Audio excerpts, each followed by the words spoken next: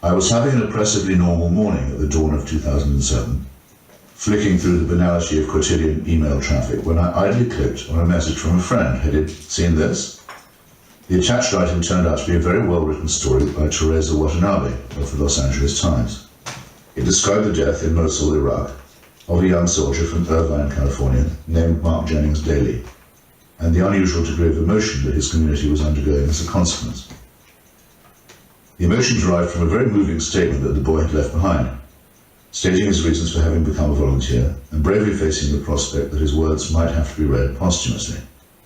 In a way, the story was almost too perfect. This handsome lad had been born on the 4th of July, was a registered Democrat and self-described agnostic, a UCLA honors graduate, and during his college days had had fairly decided reservations about the war in Iraq. I read on, and actually printed the story out, and was turning a page when I saw the following. Somewhere along the way, he changed his mind. His family says there was no epiphany. Writings by author and columnist Christopher Hitchens on the moral case for war deeply influenced him. I don't exaggerate by much when I say that I froze. I certainly felt a very deep pang of cold dismay. I had just returned from a visit to Iraq with my own son, who was then 23, as was young Mr. Daly, and had found myself in a deeply pessimistic frame of mind about the war. Was it possible that I'd help persuade someone I'd never met to place himself in the path of an IED? Over-dramatizing myself a bit in the angst of the moment, I found I was thinking of William Butler Yeats, who was chilled to discover that the Irish rebels in 1916 had gone to their deaths, quoting his play, Kathleen Nahulhan. He tried to cope with the disturbing idea in his poem, Man and the Echo. Did that play of mine send out certain men the English shot? Could my spoken words have checked that whereby a house lay wrecked? Abruptly dismissing any comparison between myself and one of the greatest poets of the 20th century, I feverishly clicked on all the links from the article and found myself on Lieutenant Daly's MySpace site, where his statement, "Why I Joined," was posted. The site also immediately kicked into a skirling Irish noise of revolutionary Irish pugnacity, a song from the Dropkick Murphys album Warrior's Code. And there at the top of the page was a link to a passage from one of my articles, in which I poured scorn on those who were neutral about the battle for Iraq. I don't remember ever feeling, in every allowable sense of the word, quite so hollow. I writhed around in my chair for a bit and decided that I ought to call Ms. Watanabe, who could not have been nicer. She anticipated the question I was too tongue-tied to ask. Would the Daly family, those whose house lay wrecked, be contactable? They'd actually like to hear from you. She kindly gave me the email address and her number. I don't intend to make a parade of my own feelings here, but I expect you will believe me when I tell you that I emailed first. For one thing, I didn't want to choose a bad time to ring. For another, and as I wrote to his parents, I was quite prepared for them to resent me. So let me introduce you to one of the most generous and decent families in the United States, and allow me to tell you something of their experience. In the midst of their own grief to begin with, they took the trouble to try and make me feel better. I wasn't to worry about any guilt or responsibility. Their son had signed up with his eyes wide open and had assured us that if he knew the possible outcome might be this, he would still go, rather than have the option of living to age 50 and never having served his country. Trust us when we tell you that he was quite convincing and persuasive on this point, so that by the end of the conversation we were practically packing his bags and waving him off. This made me relax fractionally, but then they went on to write. Prior to his deployment, he told us he was going to try to contact you from Iraq. He had the idea of being a correspondent from the front lines through you, and wanted to get your opinion about his journalistic potential. He told us that he had tried to contact you from either Iraq or Kuwait. He thought maybe his email had not reached you. That was a gash in my heart, all right. I think of all the junk mail I read every day and then reflect that his precious one never got to me. Lieutenant Daly crossed from Kuwait to Iraq in November 2006, where he would be deployed with the C or Comanche Company of the 2nd Battalion of the 7th Cavalry Regiment, rather unpromisingly, General Custer's old outfit, in Mosul. On the following 15th of January, he was on patrol and noticed that the Humvee in front of him was not properly up-armored against IEDs. He insisted on changing places and taking a lead position in his own Humvee, and was shortly afterwards hit by an enormous buried mine that packed a charge of some 1,500 pounds of high explosive. Yes, that's right. He and the 3 other American soldiers and Iraqi interpreter who perished with him went to war with the army we had, as Donald Rumsfeld so carefully put it. It's some consolation to John and Linda Daly and to Mark's brother and 2 sisters and to his widow, who had been married to him for just 18 months, to know that he couldn't have felt anything. Yet, what and how should we feel? People are not on their oath when speaking of the dead, but I have now talked to a good number of those who knew Mark Daly or were related to him, and it's clear that the country lost an exceptional young citizen, whom I should always wish I had had the chance to meet. He seems to have passed every test of young manhood and to have been admired and loved and respected by old and young, male and female, family and friends. He could have had any career path he liked and had won a George G. Marshall Award that led to an offer to teach at West Point. Why are we robbed of his contribution? As we got to know one another better, I sent the Daly family a moving statement made by the mother of Michael Kelly, my good friend and the editor-at-large of the Atlantic Monthly, who was killed near the Baghdad airport while embedded during the invasion of 2003. Margaret Kelly was highly stoic about her son's death, but I now think I committed an error of taste in showing this to the Dalys, who very gently responded that Michael had lived long enough to write books, have a career, become a father, and in general make his mark, while their son didn't live long enough to enjoy any of these opportunities. If you have tears, prepare to shed them now. In his brilliant book, What is History, Professor E.H. Carr asked about ultimate causation. Take the case of a man who drinks a bit too much, gets behind the wheel of a car with defective brakes, drives it round a blind corner, and hits another man who's crossing the road to buy cigarettes. Who is the one responsible? The man who had one drink too many? The lax inspector of brakes? The local authorities who didn't straighten out a dangerous bend? Or the smoker who chose to dash across the road to satisfy his bad habit?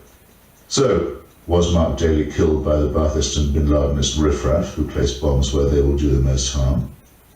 Or by the Rumsfeld Doctrine, which sent American soldiers to Iraq in insufficient numbers and with inadequate equipment? Or by the Bush administration, which thought Iraq would be easily pacified? Or by the previous Bush administration, which left Saddam Hussein in power in 1991 and fatally postponed the time of reckoning? These grand overarching questions cannot obscure, at least for me, the plain fact that Mark Daly felt himself to be morally committed. I discovered this in his life story and in his surviving writings.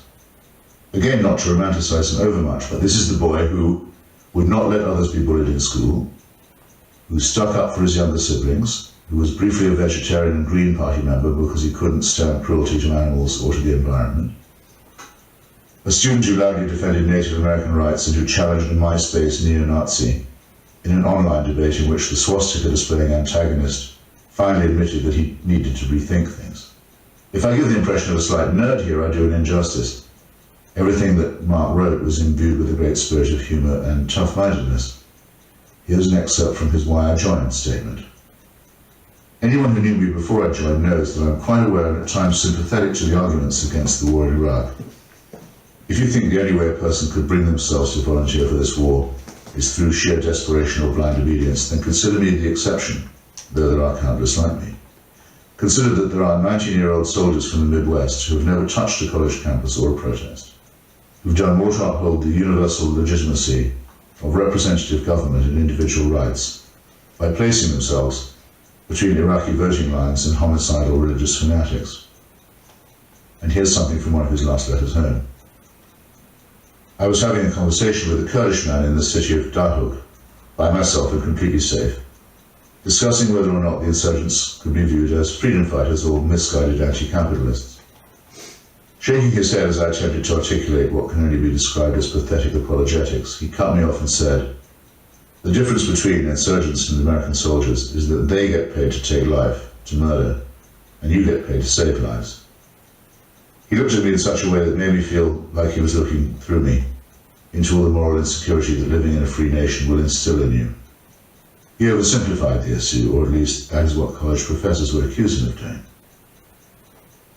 In his other emails and letters home, which the Daly family very kindly showed me, he asked for extra care packages to share with local Iraqis and said, "I'm not sure if Irvine has a sister city, but I'm going to personally contact the mayor and ask him to extend his hand to Dohuk, which has been more than hospitable to this native son.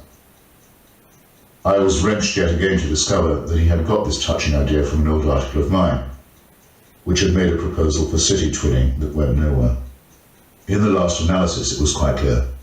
Mark had made up his mind that the United States was a force for good in the world, and that it had a duty to the freedom of others. A video clip of which he was very proud has him being crowned by a circle of smiling Iraqi officers. I have a photograph of him standing bareheaded and contentedly smoking a cigar on a rooftop in Mosul. He doesn't look like an occupier at all. He looks like a staunch friend and defender. On the photograph is written, "We carry a new world in our hearts." In his last handwritten letter home, posted on the last day of 2006, Mark modestly told his father that he'd been chosen to lead a combat battalion after a grenade attack had killed one of its soldiers and left its leader too shaken to carry on. He had apparently sounded steady enough on the radio on earlier missions for him to be given a leadership position after only a short time in country. As he put it, "I am now happily doing what I was trained to do, and am fulfilling an obligation that has swelled inside me for years. I am deep in my element, and I am euphoric." He had no doubts at all about the value of his mission, and was the sort of natural soldier who makes the difference in any war. At the first chance I got, I invited his family for lunch in California. We ended up spending the entire day together. As soon as they arrived, I knew I had been wrong to be so nervous. They looked too good to be true, like a poster for the American way. John Daly is an aerospace project manager, and his wife Linda is an audiologist. Their older daughter Christine, eagerly awaiting her wedding, is a high school biology teacher, and the younger sister Nicole is in high school. Their son Eric is a bright junior at Berkeley with a very winning and ironic grin. And there was Mark's widow, an agonizingly beautiful girl named Snezhina Janet Christopher, the daughter of political refugees from Bulgaria. Her first name can mean snowflake, and this was his name for her in the letters of fierce tenderness that he sent her from Iraq. These, with your permission, I will not share, except this. One thing I have learned about myself since I've been out here is that everything I profess to you about what I want for the world and what I'm willing to do to achieve it was true. My desire to save the world is really just an extension of trying to make a world fit for you. If that is all she has left, I hope you will agree that it isn't nothing. I had already guessed that this was no gung-ho Orange County Republican clan. It was pretty clear that they could have done without the war and would have been happier if their son had not gone anywhere near Iraq. Mr. Daly told me that as a young man he'd wondered about going to Canada if the Vietnam draft ever caught up with him. But they had been amazed by the warmth of their neighbours' response and by the solidarity of his former brothers in arms. 1,600 people had turned out for Mark's memorial service in Irvine. A sergeant's wife had written a letter to Linda and posted it on Janet's MySpace site on Mother's Day to tell her that her husband had been in this vehicle with which Mark had insisted on changing places. She had 7 children who would have lost their father if it had gone the other way, and she felt both awfully guilty and humbly grateful that her husband had been spared by Mark's heroism. Imagine yourself in that position if you can, and you will perhaps get a hint of the world in which the Dalys now live, a world that alternates very sharply and steeply between grief and pride. On a drive to Fort Knox, Kentucky, and again shortly before shipping out from Fort Bliss, Texas, Mark had told his father that he had 3 wishes in the event of his death. He wanted bagpipes played at the service and an Irish wake to follow it, and he wanted to be cremated, with the ashes strewn on the beach at Nesco in Oregon, the setting for his happiest memories of boyhood vacations. The first 2 of these conditions had already been fulfilled. The Dalys rather overwhelmed me by asking if I would join them for the 3rd one. So it was that in August I found myself on the dunes by an especially lovely and remote stretch of the Oregon coastline. The extended family was there, including both sets of grandparents, plus some college friends of Mark's and his best comrade from the army, an impressive South Dakotan named Matt Gross. As the sun began to sink on a day that had been devoted to reminiscence and moderate drinking, we took up the tattered stars and stripes that had flown outside the family home since Mark's deployment, and walked to his favourite spot to plant it.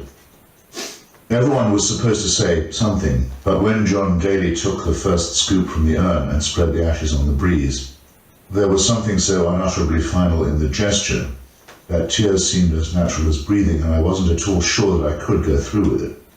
My idea had been to quote from the last scene of Macbeth, which is the only passage I know that can hope to rise to such an occasion.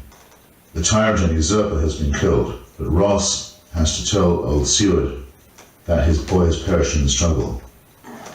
Your son, my lord, has paid a soldier's debt. He only lived but till he was a man, which no sooner had his prowess confirmed in the unshrinking station where he fought, but like a man he died.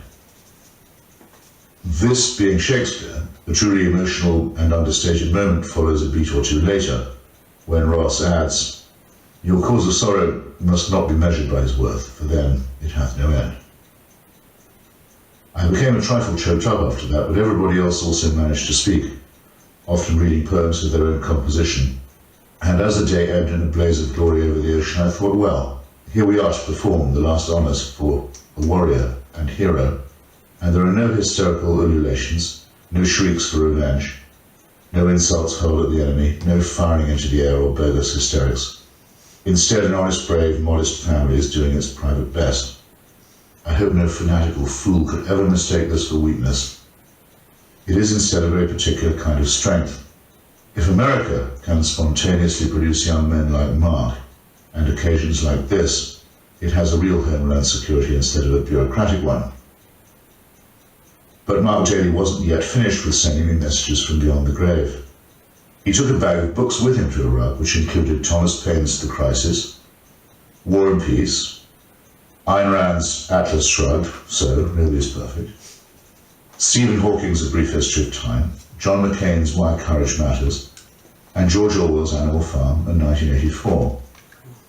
And a family friend of the Dalys, noticing my own book on Orwell on their shelf, had told them that his father, the Trotskyist militant Harry David Milton, had been the American who rushed to Orwell's side after he'd been shot in the throat by a fascist sniper. This seemed to verge on the eerie. Orwell thought that the Spanish Civil War was a just war, but he also came to understand that it was a dirty war, where a decent cause was hijacked by goons and thugs, and where betrayal and squalor negated the courage and sacrifice of those who fought on principle. As one who had argued strongly for the liberation of Iraq, perhaps more strongly than I knew in this particular case, I'd grown coarsened and sickened by the degeneration of the struggle and the sordid news of corruption and brutality. Mark Daly told his father how dismayed he was by the appalling scenes at Abu Ghraib, and by the paltry politicians who squabble for presidents while lifeblood is spilled by young people whose boots they're not fit to clean. It upsets and angers me more than I can safely say when I reread Mark's letters and poems and see that, as of course he would, he was magically able to locate the noble element in all this, and to take more comfort and inspiration from a few plain sentences uttered by a Kurdish man than from all the vapid speeches ever given. Orwell had a rather similar experience when encountering a young volunteer fighter in Barcelona, and realizing, with a mixture of sadness and shock, that for this boy, all the tired old slogans of liberty and justice were still authentic. He cursed his own cynicism and disillusionment when he wrote, "For the fly-blown words that make me spew, still in his ears were holy." And he was born knowing what I had learned out of books and slowly. However, after a few more verses about the lying and cruelty and stupidity that accompany war, he was still able to do a kind of justice to the brave young man. But the thing I saw in your face, no power can disinherit, no bomb that ever burst, shatters the crystal spirit. May it be so then, and may death be not proud to have taken Mark Daly, whom I never knew, but whom you now know little, and, I hope, miss.